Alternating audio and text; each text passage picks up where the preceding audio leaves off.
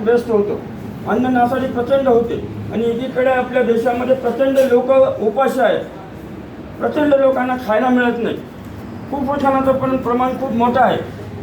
एकीकडे अन्न मिळत नाही म्हणजे लोक उपाशी राहतात, एकीकडे आपण अन्नाची प्रचंड नासाडी करतो. असं परस्पर विरोधी चित्र आपल्याकडे आहे. काही लोकांना मराठी समजत नसेल तर मी नंतर परत हिंदीमध्ये सांगतो. अपने देश में बहुत बड़े पैमाने पे भूखे लोग हैं, भूखे लोगों की संख्या बहुत बड़ी है और उसके बाद अपन बहुत बड़े पैमाने पे अन्न वेस्ट करते हैं. ते अन्नाची नासाडी कमी व्हावी म्हणून आम्ही अभियान सुरू केलेलं आहे. हे कुणाचं अजून लक्षात येत नाही किती मोठ्या प्रमाणात आपण अन्न नासाडी करतो आणि किती प्रचंड प्रमाणात किती लोक आपल्याकडे उपाशी आहेत किंवा आपल्याकडे उपाशी लोकांची संख्या किती आहे. मी तुम्हाला ऑथेंटिक फिगर सांगणार आहे. त्या ऑथेंटिक फिगर सांगितल्यानंतर तुम्हाला पण खूप आश्चर्य वाटेल, वाईट पण वाटेल. माझ्या हातामध्ये एक पुस्तक आहे बघा. एक पुस्तक नसून हा इंटरनॅशनल रिपोर्ट आहे. याला ग्लोबल हंगर इंडेक्स म्हणतात, जागतिक भूक अहवाल. जगामध्ये ॲग्रिकल्चर अँड फूड ऑर्गनायझेशन नावाची संस्था कार्यरत आहे. ही संस्था कोणत्या देशामध्ये किती लोक उपाशी आहेत, त्या लोकांचं उपाशीचं कारण काय आहे वगैरे सगळे याच्यामध्ये माहिती दिलेली आहे. हा अहवाल दरवर्षी जागतिक अन्न दिवस 16 ऑक्टोबरला असतो, त्या दिवशी हा प्रकाशित होतो. दरवर्षी अहवाल, करंट अहवाल या वर्षीचा. या अहवालाचा जर आपण अभ्यास केला तर आपल्याला असं आढळून येतं की जगामध्ये 125 देशामध्ये उपासमारीची गंभीर समस्या आहे. 125 countries are facing hunger problem. 125 देशामध्ये भुकेची फार वाईट अवस्था या अहवालामध्ये म्हटलेली आहे. त्या 125च्या देशामध्ये आपल्या देशाचा 111वा नंबर आहे. म्हणजे 125 देशामध्ये सगळ्यात जास्त अशा आकडेवारीप्रमाणे आपल्या देशाचा 111वा नंबर आहे. म्हणजे किती प्रचंड प्रमाणात आपल्याकडे भूकमार आहे, लोकांचे उपाशी आहेत.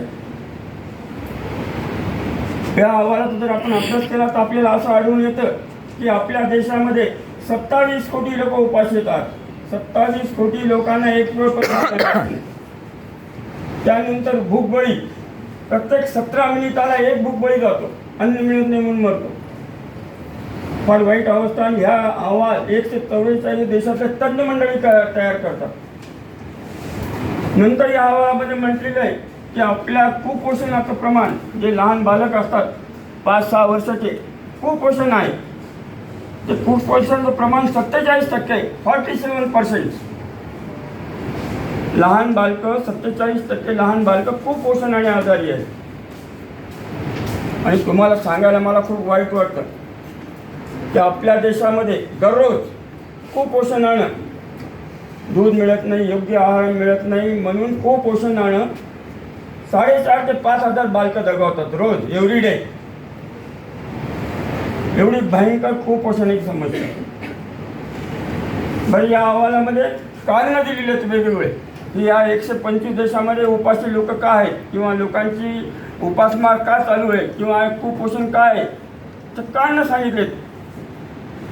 पहिलं कारण सांगितलं की काही देशामध्ये, उदाहरणार्थ आफ्रिकन खंडामध्ये जमीन नापीक झालेली आहे. त्या ठिकाणी जमीन नापीक झाल्यामुळं ती पिकं येत नाहीत, वनस्पती येत नाहीत, झाडं येत नाहीत, काहीच बंजर जमीन झालेली आहे. त्यामुळं तिथं पिकं येत नसल्यामुळं, देश गरीब असल्यामुळं उपासमारीची समस्या तीव्र आहे.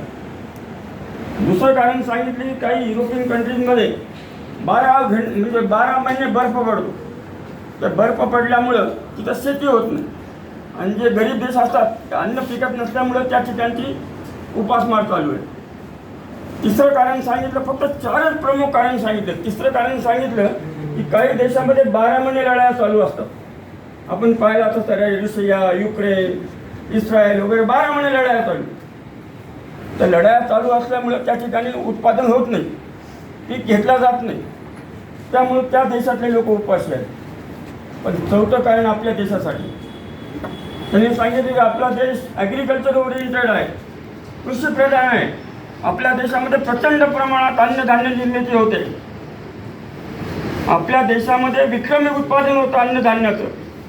आपला गहू आणि तांदूळ आपण अर्ध्या जगाला सप्लाय करू शकतो. इतकी प्रचंड प्रमाणात उत्पादन क्षमता असताना आपल्या देशामध्ये उपासमार काय आहे किंवा एवढे लोक आपले या अहवालामध्ये आपलं काय नाव लागलं, त्याचं फक्त एकच कारण सांगितलं की आपल्या देशामध्ये कुणालाही जागृती नसल्यामुळं प्रचंड प्रमाणात धान्य आणि अन्नाची नासाडी होती.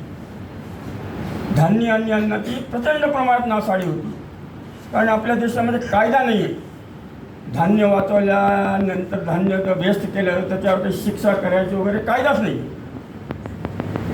कायदा असूनही लोक पाळत नाही, तर कायदाच नाही. त्यामुळे सामाजिक लेवलला, शासकीय लेवलला प्रचंड प्रमाणात उदासीन होती. कायदा नसल्यामुळे कुणाला जबाबदार धरलं जात नाही. इतक्या प्रचंड प्रमाणात धान्य व्यस्त होतं, शिजलेलं अन्न व्यस्त होतं, पण कुणाला जबाबदार धरला जात नाही कायदा नसल्यामुळे. कुणी जागरूक नाही, आपण जागरूक नाही, समाज जागरूक नाही, राष्ट्र जागरूक नाही. आपण जर पाहिलं हरियाणा आणि पंजाब ह्या दोन प्रांतामध्ये आजच्या घडीला गोडाऊन नाहीत पुरेसे. आज आपण हरियाणा आणि पंजाबमध्ये 30,000 टन गहू ठेवला जातो, गोडाऊन नाही. त्यामुळे तेवढं धान्य पावसाने भिजतं, वेस्ट होतं आणि फेकून दिलं जातं. कायदा नसल्यामुळे कुणाला जबाबदार धरले जाते. त्यानंतर रेल्वेच्या वॅगिनीमध्ये 25% धान्य वेस्ट होतं. इकडून पाठवलेला माल तिकडे जाताना 25% कमी निघतो, पण कायदा नसल्यामुळे कुणाला जबाबदार धरले जाते. त्या प्रचंड प्रमाणात धान्याची नासाडी होते. एक 6 महिन्यापूर्वी पेपरमध्ये बातमी आली होती. 6 महिन्यापूर्वी पेपरमध्ये अशी बातमी आली होती की आपल्या देशामध्ये 40 कोटी लोकांना वर्षभर पुरेल एवढं धान्य उंदर आणि घुशी खातात. 40 कोटी लोकांना. जरा प्लीज ऐका बरं का, प्लीज ऐका.